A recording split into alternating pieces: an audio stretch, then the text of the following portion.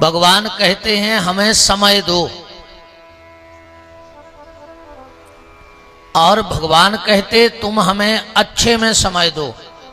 ये तो हम अच्छे में समय दे रहे हैं भगवान को, पर भगवान कहते हैं तुम हमें अच्छे में समय दो, जब तुम्हारा बुरा वक्त आएगा तो हम तुम्हें समय देंगे। और बुरे वक्त में भगवान ही साथ देते हैं और कोई साथ नहीं देता। एक बात ईमानदारी बताओ, अगर हम ऑपरेशन थिएटर में हो तो क्या डॉक्टर वहां किसी को रहने देगा? तुम कहो हम इनकी पत्नी हैं, डॉक्टर कहेगा बाहर हो जाओ। तुम कहो हम इनके भाई हैं, डॉक्टर कहेगा बाहर हो जाओ। हम इनके माँ बाप हैं, डॉक्टर कहेगा बाहर हो जाओ। तुम कितने भी खास क्यों ना हो, पर ऑपरेशन के समय क्या डॉक्टर तुम्हें अंदर रहने देगा? चलो तुम्हारे पास बहुत बड़ी बड़ी बिल्डिंगें हैं, तुम्हारे पास बहुत गाड़ियां हैं, तुम्हारे पास बहुत पैसा है, तो क्या ऑपरेशन थिएटर में पैसे की गड्डी का ढेर लगा दोगे तो क्या ऑपरेशन सक्सेस हो जाएगा? और अगर ऐसा होता तो बड़े बड़े लोग तो मरते ही नहीं। जिनके पास अटूट पैसा है उनका तो कुछ होता ही नहीं। तो डॉक्टर ऑपरेशन थिएटर से मां बाप को भगा सकता है, पिता पुत्र को भगा सकता है, पर क्या डॉक्टर ये कह सकता है कि तुम्हारे सत्कर्म भी बाहर हो जाएं? उस वक्त कौन साथ देगा? तुम्हारे सत्कर्म ही तुम्हारा साथ देंगे और कोई साथ देने वाला नहीं है। इसलिए भगवान को समय दो। आ जाओ। हमारे जिला रायसेन और अभी भोपाल में जहां 10 तारीख से भगवान की मंगलमयी कथा का वाचन होना है, तो हमारा पूरा यजमान परिवार उपस्थित है। उनका बहुत बहुत मान हमारे अपने सागर में और हमारे अपने इस कार्यक्रम में है। बहुत बहुत मान है। विराजिएगा। बोलो वृंदावन बिहारी लाल की। तो निवेदन सिर्फ ये कर रहा हूं कि भगवान को समय दो। जब तुम्हारा समय खराब आएगा तो भगवान तुम्हें अच्छा समय देंगे। और हम तो ठाकुर जी से यही प्रार्थना करते हैं कि भगवान तुम्हें महंगी घड़ी तो देवे, भगवान तुम्हें महंगी घड़ी देवे, पर कभी दुख की घड़ी ना देवे। और जब भी जीवन में भगवान तुम्हें कोई घड़ी देवे तो सत्संग की घड़ी देवे, क्योंकि धन घड़ी जब होए सत्संगा, जीवन का वही समय सबसे अच्छा है जब हम भगवान का भजन कर रहे हों। तुम्हारा अपना क्या है? एक संत जी को एक सेठ जी भोजन करने ले गए। संत जी की ये शर्त थी, संत जी की ये शर्त थी कि हम भोजन उसके घर करेंगे जो झूठ नहीं बोलता होगा। तो महाराज जी जाने लगे तो गांव के लोग बोले कि महाराज काहे को जा रहे इसके यहां? आपका संकल्प है कि झूठ बोलने वाले के यहां भोजन नहीं करते, और इससे बड़ा दुनिया में कोई झूठा नहीं है। ये दिन भर झूठ बोलता है। महात्मा जी ने मन में विचार किया कि उसका पाप उसके हाथ में, हमसे तो उसने ये बोला है कि हम झूठ नहीं बोलते, अब बोलता होगा तो उसका प्रायश्चित वो करेगा। पहुंच गए। जितने में भोजन की तैयारी होने लगी, महात्मा जी बोले कि भैया तुम्हारी उम्र कितनी हो गई? लगभग उसकी आयु रही होगी 85 वर्ष की। महात्मा जी बोले तुम्हारी कितनी आयु है? बोला महाराज 15 साल के हो गए। तो उसके जो नौकर चाकर थे बोले कितना बड़ा झूठा है, 85 साल की उम्र है, मरने वाला है और कह रहा है हम 15 साल के हैं। महात्मा जी ने मन में विचार किया ये तो यार सचमुच का झूठा है, बिल्कुल आंखों में धूल भर रहा है। 85 साल का डुकरा और कह रहा हूं 15 साल के हैं। महाराज जी ने सोचिया वे की और तरी लाएं। बोले तो सेठ जी लगता है बड़े मालदार हो, बिल्डिंग बिल्डिंग तो बहुत बड़ी बनी है, पैसे वाले लगते हो। बोले हाँ महाराज। तो बोले कितने प्रॉपर्टी है? कहने लगो 70,000। 70,000 रुपया अपने लगा है। नौकर बोले कि बताओ इससे बड़ा झूठा, 1,000 एकड़ तो एक जमीन ही है और कह रहा है मात्र 70,000 रुपया है। महात्मा जी ने कहा वास्तव में बहुत बड़ो झूठा है रे, जो तो 10-20 करोड़ को तो मकान बनो अकेले, और जो कह रहा हो 70,000 के मालक हैं हम। महात्मा जी बोले लड़के कितने हैं?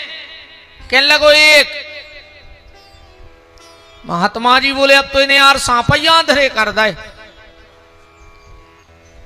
भाई, प्रॉपर्टी छुपा ले, उमर छुपा ले।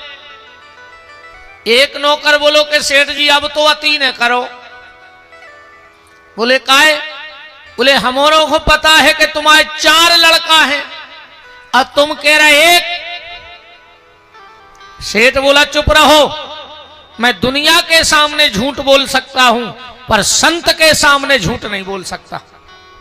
नौकर बोले अब ऐसे बड़ी झूठी का हुई हो मां, संत ही दिखा रहा है तुम्हें। ना कह रहे कि हम दुनिया के सामने झूठी बोल दें पर संत के सामने झूठ नहीं बोलेंगे। महात्मा बोले लगता है इसकी बातों में कुछ राज छुपा है।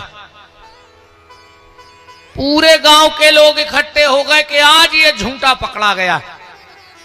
संत जी बोले बेटा तुम कह रहे कि संत के सामने झूठ नहीं बोलने और तुम सरासर झूठ बोल रहे।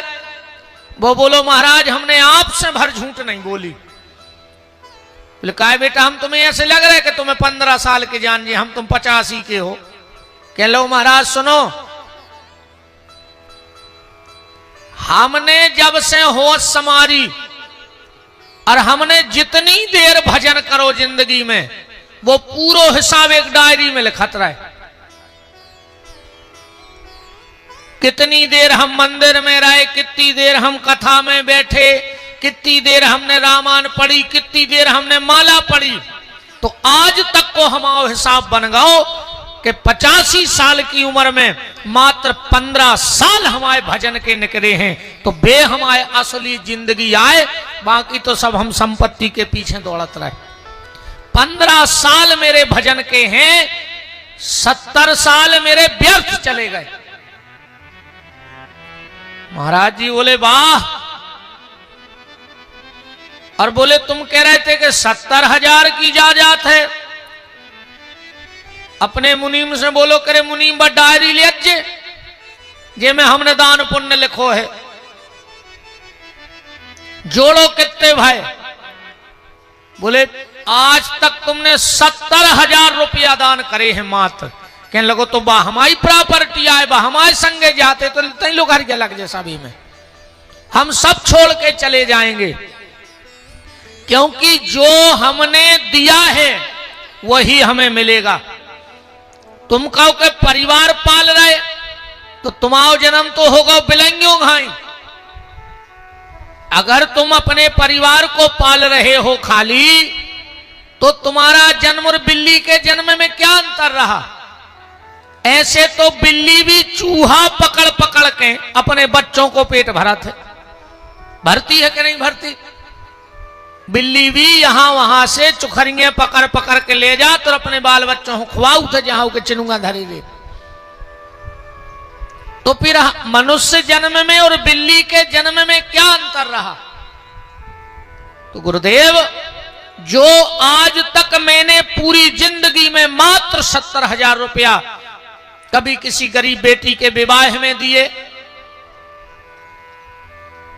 कभी किसी गौशाला को दिए, कभी किसी भंडारे को दिए या कभी किसी जीर्ण शीर्ण मंदिर के उद्धार को दिए, वो मेरा है, बाकी तो सब यहीं पड़ा रह जाएगा। और बोले बेटा तुम कह रहे थे हमारा एक लड़का है, जियो ने कह रहे 4। वो बोलो सुनो महाराज, लड़का तो 4 ही हते, मानो 3 ने हमें पानी दे रहा है, ने हमारी सेवा कर रहे, ने हमारे लगा रह रहे, हमने पढ़ाए लिखाए, ब्याह करो, नौकरी भाई, अपनी अपनी लक्ष्मी लाई और चले गए। हमारे लगा तो ये कहीं हमारी सेवा कर रहा हो, सो हमारा तो ये कहीं कहा जो 10 पुत्र जने गदही, गदा 10 बाल बच्चे पैदा कर दे, पर गदा को का सुख बहुत 10 बाल बच्चे पैदा करे को, ओखो तो जिंदगी भर अपनी कमर पे बोझ धन नहीं है। ऐसो तो है नहीं है कि गदा के 10 मोड़ी मोड़ा हो जाए, और गदा के मोड़ी मोड़ा कह दे गदा से कि पापा अब तुम घरे रहो, अब नहीं जाने तुम ईंटें ढोवे हम हैं। जो बुढ़ापे में अपनी माँ बाप की सेवा ना करे, जो बुढ़ापे में, देखो एक बात है, बात तब नहीं है जब कमाई बाप की होए और मजा अपन ले में वो जात को, जो सुख नोई, फिर सुख क्या है, बोले कमाई अपनी होए और सुख माँ बाप को मिले तो समझियो कि तुम औलाद हो, बाकी तो गधा के गधा रह गए तुम। अगर तुम्हारे होने के बाद भी तुम्हारे माँ बाप के कंधों से कार्य का बोझ नहीं उतर रहा है तो तुम तो गधाई के गधा रह गए। तुम भी वही में लदे और बाप लदो लदो मर गओ। क्या मतलब निकला उस जिंदगी से? तो बेटा वो नहीं है कि शादी भाई और जहां 2 से 4 भाई सो 2 ही फरार, मां बाप से अलग हो जाते हैं बच्चे, हो जाते कि नहीं हो जाते? अब तो जो सिस्टम आ गया है, पहले अब धीरे धीरे कलयुग आए सो कमी होता ही जा रही। पहले कहते बड़ा परिवार सुखी परिवार, कहते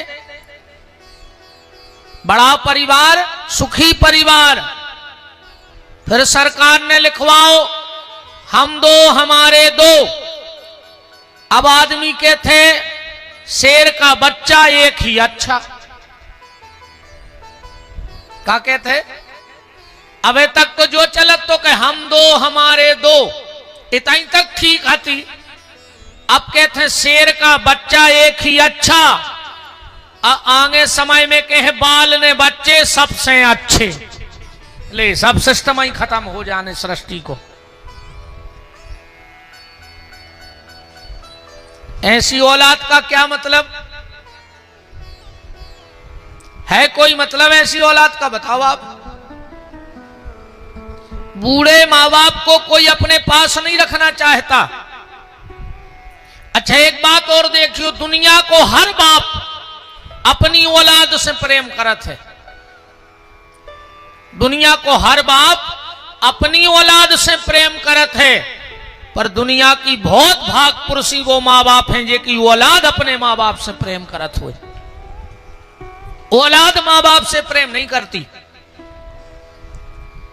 मेरे यहां मान के चलो, हम अपने पिताजी के बेटे, हमारे पिताजी हमें बड़ा प्रेम करते हैं, हम अपने बेटे को बड़ा प्रेम करते हैं, और जब मेरे बेटे के बेटा होगा तो वो अपने बेटे को प्रेम करेगा। पर बात तो तब थी कि मेरा बेटा मुझे प्रेम करता और मैं अपने पिताजी को प्रेम करता।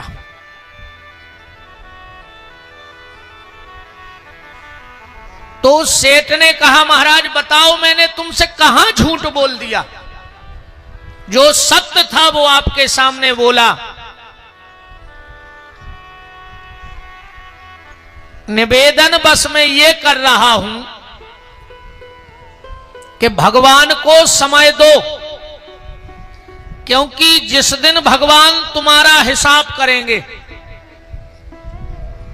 भगवान अच्छा एक बात और ध्यान से सुनो, कर्म करत भय तुम्हारे मन की हुई है, तुम्हें जो करने सो कर डारो अब, क्योंकि अभी तुम्हारे हाथ में सब कुछ है। कर्म हमारे हाथ में है पर हिसाब हमारे हाथ में नहीं है। आज तो तुम्हारी चले है, तुम्हें जो करने सो करो, पर जिस दिन भगवान हिसाब करेगा फिर तुम नहीं कह सकते भगवान के सामने कि नहीं हमें जा सजा नहीं चाहिए, हमने मान तुम्हारी जा बात। अभी हमारी चलेगी और जब हिसाब होगा तो भगवान की चलेगी।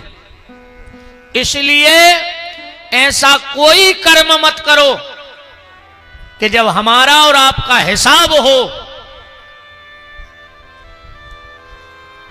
तो स्थिति गड़बड़ हो जाए, क्योंकि भगवान को हिसाब को जान नहीं पाओ आज तक। बहुत बारीक हिसाब है भगवान को, इतना बारीक हिसाब है, इतना बारीक हिसाब है कि आप कल्पना नहीं कर सकते। भगवान को हिसाब ऐसो है, कहानी से समझियो, उते तक अपनी बुद्धि ने जे और तुमोरे कर पाओ तो कर दियो। दो लड़का मंदिर के बाहर बैठे थे और एक तीसरो आके बीच में बैठ गया। हिसाब देखो भगवान को, दो लड़का मंदिर की बाहर की सीढ़ी पे बैठे, एक तीसरो आके बीच में बैठ गया। जान पहचान हो गई, और जब जान पहचान हुई तो घंटा दो घंटा बातचीत होत एक बोलो कि यार हमें तो भूख लगी, दूसरो बोलो हमें भी भूख लगी, क्या करिए? एक बोलो हम तो डिब्बा रखे हैं, दूसरो बोलो हम भी डिब्बा रखे हैं, तीसरो बोलो यार पर हम कच्छू नहीं रखे, अब भूख हमें भी लगी। तुम दोनों तो अपना अपना डिब्बा लाए हो पर हमारे पास कुछ नहीं है, तो दो ही बोले एक काम करो, अपन तीन ही जने दो ही डिब्बों में मिल बांट के खा लिए। बोले खोलो डिब्बा। एक ने डिब्बा खोला, उसके डिब्बे में थी 3 रोटी, और दूसरे ने डिब्बा खोलो वो में हती 5, तो कितनी रोटी हो गई? 8। अब बोले यार 3 जनों में कैसे बट रहे? अगर 2-2 बांट रहे तो 1 बच रही, और 3-3 बांट रहे तो 1 बच रही, वो बराबरी से खाने हैं। तो उनमें एक बड़ा दिमागदार है, तो बोले एक काम करो, हमारा उपाय है। क्या? बोले रोटी है 8, और इन 8 रोटों के अपन कर लीजिए टुकड़ा, एक रोटी के 3, कितने टुकड़ा हो गए? 24। अपन है 308 टुकड़ा खा ले भाई। 8 रोटों के एक रोटी के 3 टुकड़ा करो और 8 टुकड़ा अपन खा लो। तो 8 रोटी के 3 टुकड़े करे, 8 टुकड़ा खाए,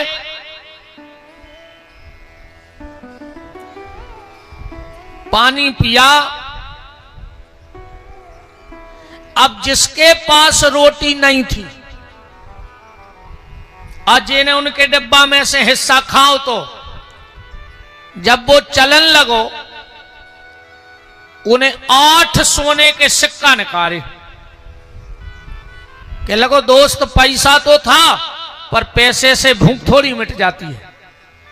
बताओ अच्छी लगी हो भूख, आ तुम तो 2-2 हजार की 20 गिड्डी धरे हो सूटकेस में, तो का पानी में घोर के पी जाओ। बोलो पैसे से भूख मिट सकती है? नहीं मिट सकती ना। साफ सिर हिला रहा है, बिल्कुल जा सत्य है। आज तक पैसा से कोई की भूख नहीं मिटी, न तन की भूख मिटी और न मन की भूख मिटी। बोलो मिट रही? मन की भूख भी नहीं मिट रही पैसा से। आदमी को ऐसा लग रहा है कि पूरे सागर के मर जाते हम अकेले ही बचते, तो जब पूरी जात हमारी हो जाती। लग रहा हो कि नहीं लग रहा हो?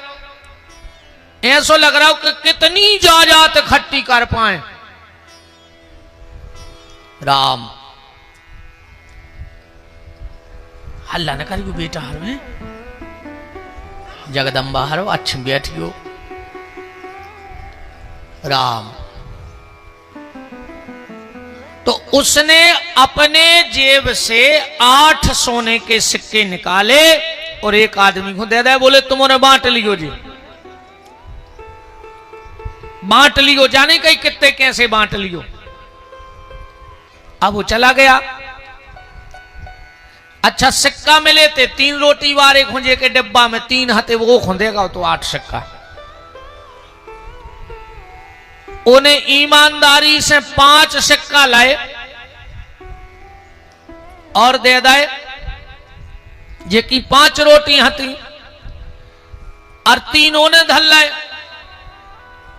वो बोलो जो क्या कर रहा है? अरे यार बोले हमारी 3 रोटी सामने 3 ले लाए, 5 तुम्हारी सो 5 तुम ले।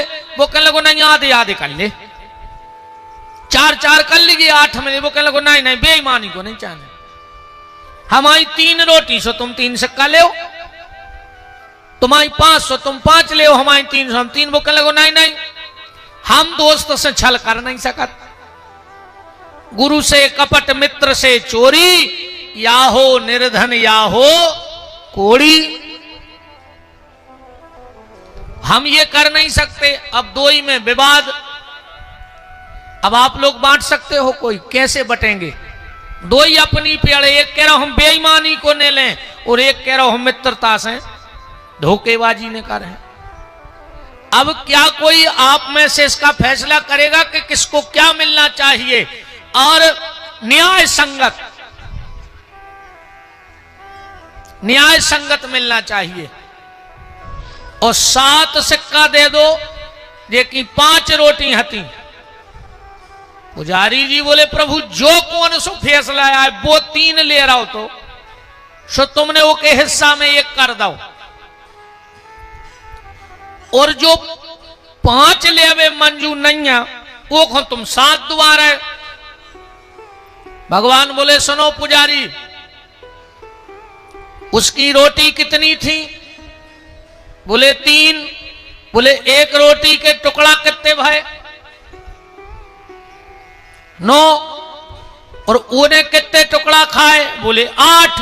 तो बोले वो कोई 1 ही टुकड़ा तो दान भाव है, 1 ही टुकड़ा दान भाव। वो किन 3 रोटों के 9 टुकड़ा भाई 8 के हिस्सा में आए, मन उन्हें खुदा ही ने खाई। और 1 टुकड़ा को दान भाव सो 1 सिक्का मिलो चाहिए। और जे की 5 रोटी हती, वो 5 के टुकड़ा हुई है? 15। 8 ने खा लाए, 7 के बचे, सो 7 खा गो जो ने सिक्का देते सो 7 सिक्का वो खुद दे दे, हिसाब बराबर होगा। ये ठाकुर जी का निर्णय है। और हमें लगता है कि ठाकुर जी का निर्णय ठीक नहीं है। अब बताओ इतनी बड़ी बात कौन सोच सकता है?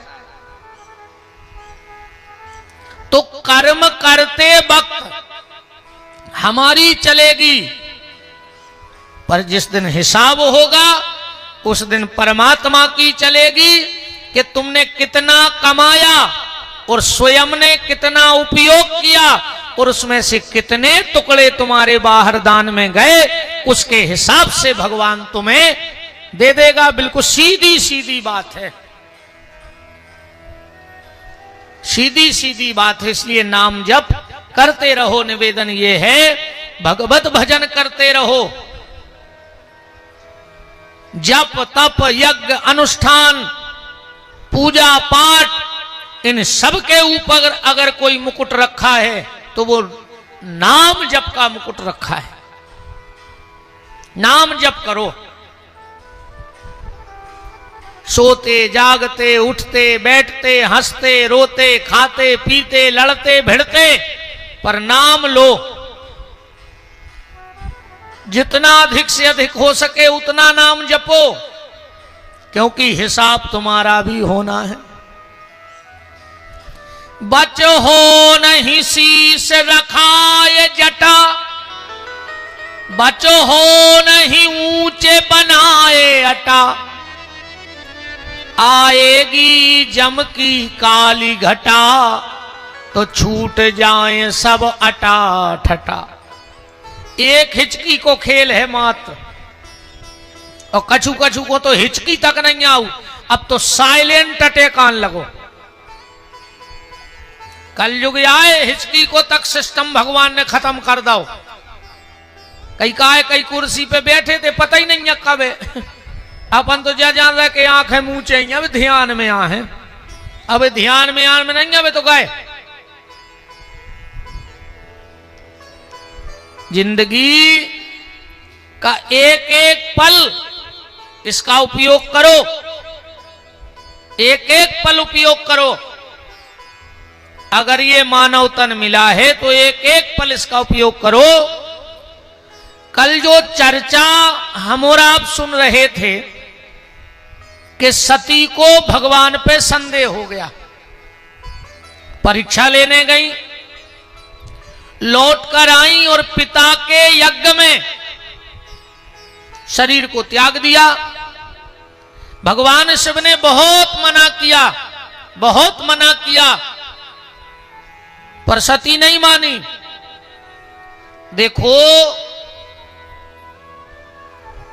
जहां बुलाना भूल गए हो वहां चले जाना चाहिए, पर जहां जानबूझ के ना बुलाया गया हो वहां कभी नहीं जाना चाहिए। कई बार हम लोग भूल जाते हैं, जैसे कोई अपनी शादी के कार्ड बंटवा रहा हो अपनो बहुत खास मित्र, और 1 महीना से वो अपने संगे है, और कहो अपन वही खो कार्ड दे, वो भूल जाए। अपन सोचा लिख दे दे, अब वो संगे ही तो आए, और कहो वो ही रह जाए तो चले जाओ चाहिए। भूल गए हुई, जब 1 महीना से संगे हैं तो बुराई तो कहा ही नहीं। वहां चले जाना चाहिए, पर जहां जानबूझ के ना बुलाया गया हो वहां नहीं जाना चाहिए। अब विशेषकर मेरी माताओं को, जिस घर के दरवाजे पति का सम्मान न हो उस घर को त्याग देना चाहिए। चाहे वो पिता का घर हो, चाहे तुम्हारे गुरुजी का घर हो। अगर तुमने जिन गुरु से दीक्षा ली है, अगर वो तुम्हारे पति का सम्मान नहीं करते तो ऐसे गुरु का त्याग कर दो, क्योंकि माताओं के लिए पति से बड़ा गुरु नहीं है। और शास्त्र तो यहां तक कहता है कि पति ही गुरु है, पति की सेवा ही सब कुछ है। मत जाओ उसके दरवाजे। और पति के अलावा कभी दूसरे पुरुष को स्पर्श करके प्रणाम नहीं करना चाहिए।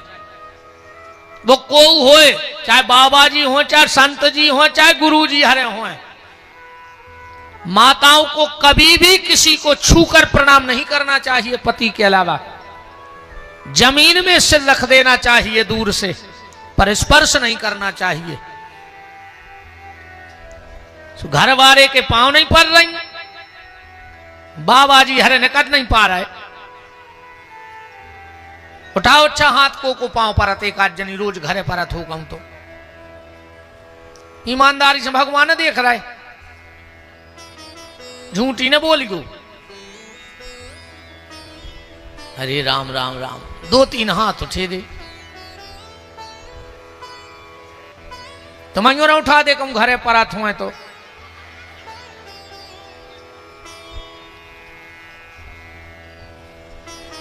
ने ना उठिए कई हाथ। श्री सीतानाथ भगवान की सती नहीं मानी और चली गई। दक्ष के यज्ञ में शरीर को त्याग दिया और वही माता सती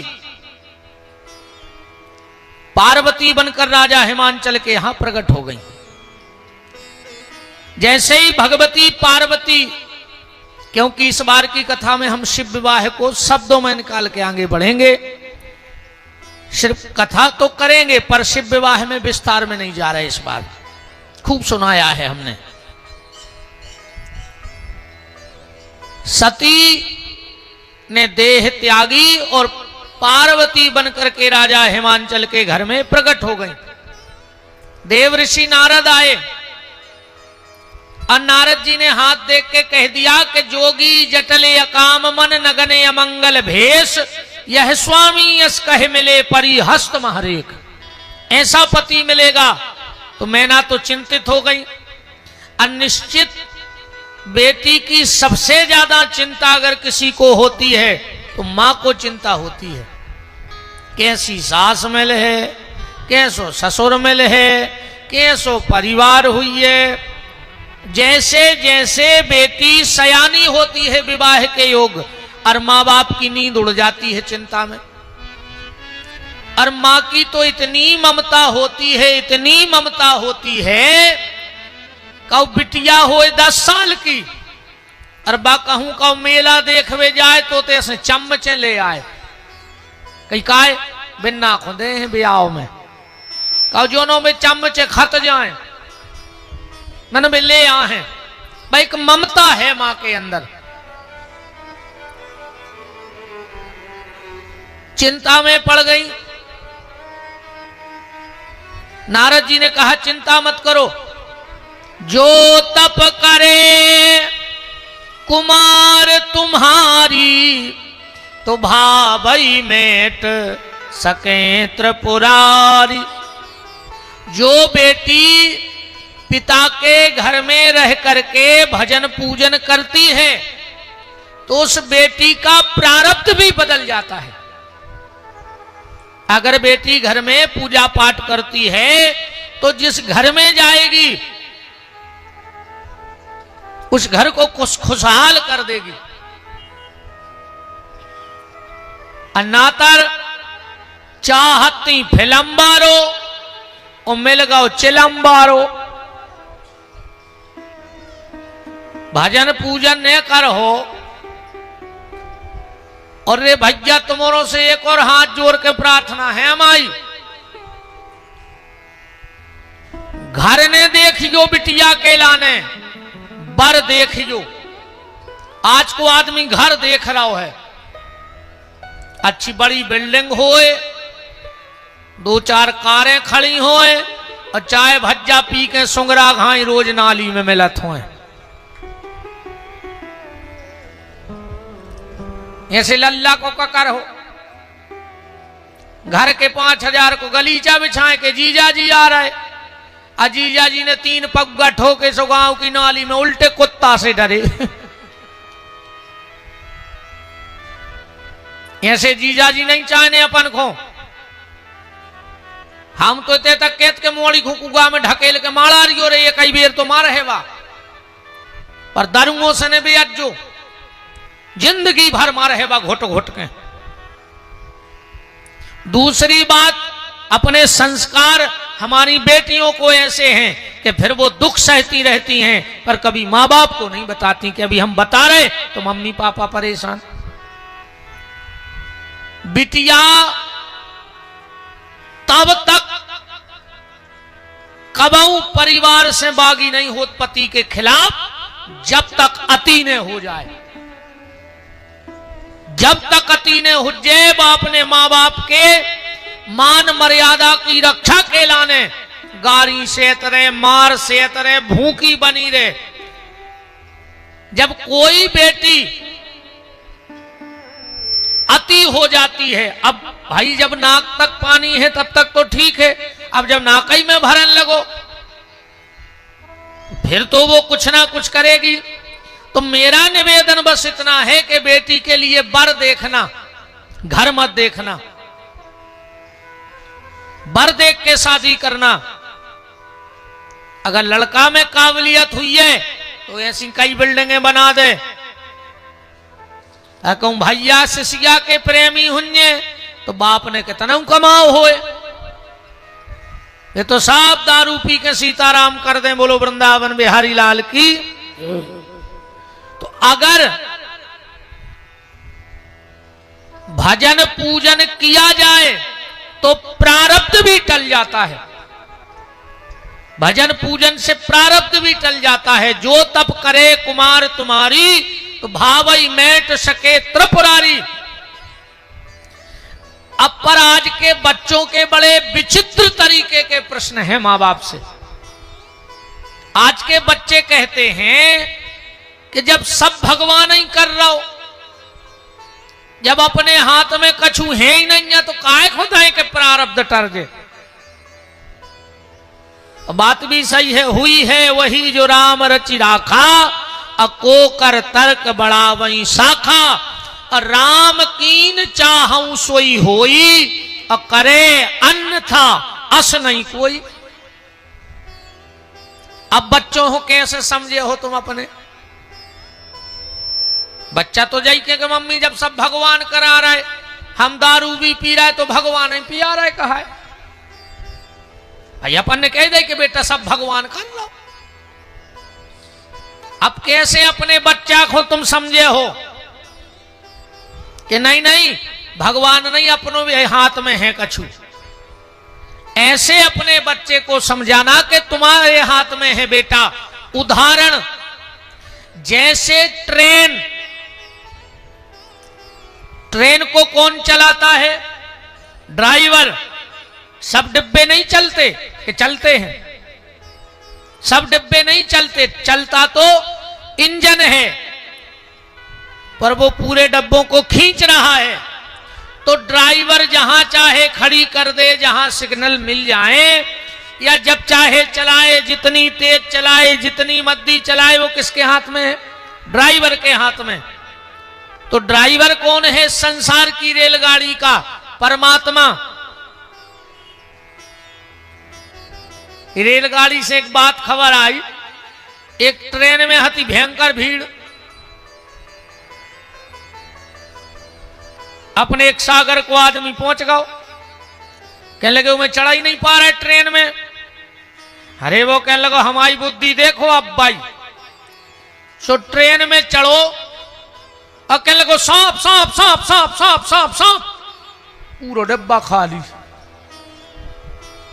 साहब ने अपनो सामान उतारो, वो गाँव से एक सीट पे अच्छी तकिया लगा कर सो गाओ। 3 घंटा बाद उठो, कहने लगो ट्रेन तई ठाड़ी। एक से कहलो का है, वो कहने लगो यार ये डिब्बा में सांप हतो सो जो तो खोल दो, तो ट्रेन तो चली गई। डिब्बा इतना ही खुल गया तो स्टेशन पे में सांप घुस गया। तो बात सिर्फ हम आपको ये बता रहे हैं कि अपने बच्चों को कैसे बताओगे कि दुनिया की गाड़ी तो भगवान चला रहा है, फिर अपने हाथ में क्या है? अपने हाथ में एक चीज है, गाड़ी भली ड्राइवर चला रहा है, पर अगर कोई मुसीबत आ जाए, कोई दिक्कत आ जाए, तो हर डिब्बे में एक चेन होती है। होती है कि नहीं होती? और मुसीबत में अगर वो तुम चेन खींच दो तो गाड़ी वहां रुक जाएगी कि नहीं रुक जाएगी? वहां गाड़ी रुक जाएगी, बिल्कुल गारंटी है। तो निवेदन ये हम आपसे कर रहे हैं कि ऐसे ही संसार की गाड़ी तो भगवान चला रहा है, पर अगर कभी जीवन में दिक्कत आए, परेशानी आए, और तुम्हें लगे कि ये परेशानी यहीं रुक जाए, ये समस्या यहीं रुक जाए, तो एक चेन तुम्हारे पास भी है, और उस चेन का नाम है तुलसी की माला। ये भी तो चेन है, तुम जल्दी जल्दी इसको खींचने लगो। ये भी चेन ही जैसी है ना।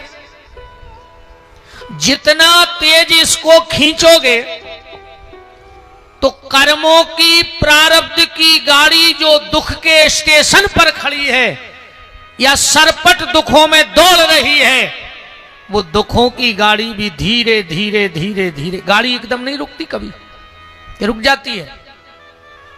ऐसा हुआ कि ट्रेन के इतना ही ब्रेक मारो और इतना ही रुक गई। 2-4 किलोमीटर दूर से या 1 किलोमीटर दूर से तो गाड़ी बंद होते, फिर बिल्कुल धीरे धीरे धीरे धीरे धीरे स्टेशन पे लगा थे। यह सुना कभी सख्त से आई ब्रेक घले और बैठ जा, फिर गई तुरंत।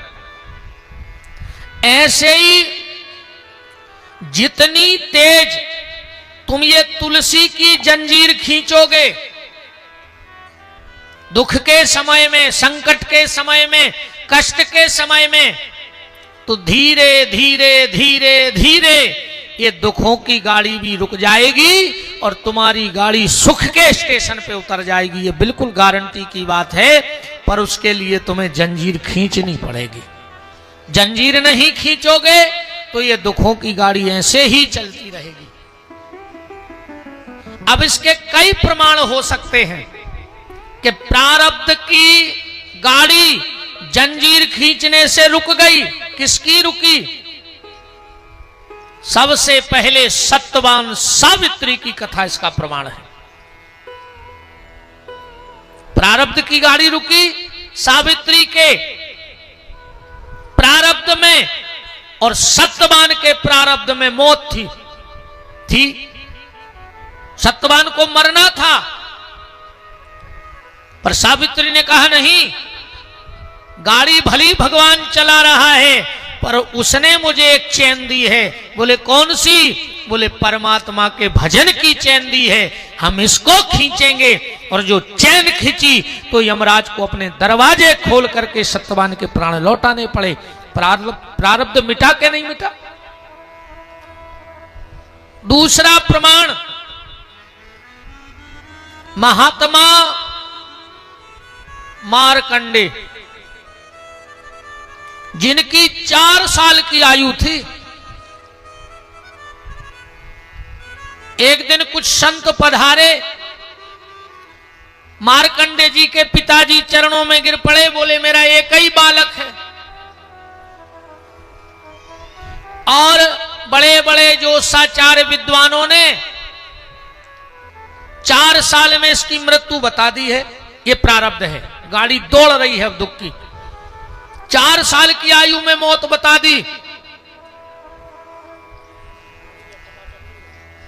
इसका उपाय क्या है? बोले कुछ मत करो। कितने दिन शेष रह गए? बोले 1 महीना रह गया 4 साल में। 1 महीने बाद मेरा बेटा मर जाएगा। बोले घबराओ नहीं, इससे चैन खिंचवाओ।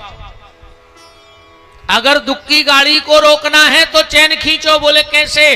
बोले इससे कह दो कि दरवाजे खड़े हो जाओ, जो भी निकले बस पांव छुओ, बस पांव छुओ। सप्तऋषि ये बता के चले गए।